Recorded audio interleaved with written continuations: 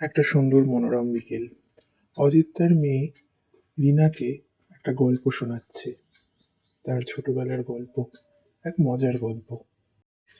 তারা এই নরেন্দ্রপুর গ্রামে ছুটি কাটাতে এসেছে, কিন্তু কোথাও যেন কিছু একটা গোলমাল হচ্ছে। অজিতের বারবার মনে হচ্ছে। তার মাঝেই তার ছোট্ট ছেলেটা নাচতে নাচতে চলে এলো, আর এই দেখেই রিনার তো হাসি আর ধরে না।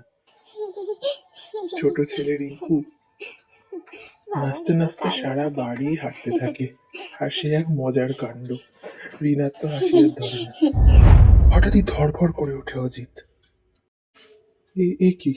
সেই একই দৃশ্য, আবার সেই একই দৃশ্য দেখছে সে। ওদেরকে হারিয়েছে আজ 10 বছর হয়ে গেল, তারপরও কেন মাঝে মাঝে একই দৃশ্য দেখতে পায়?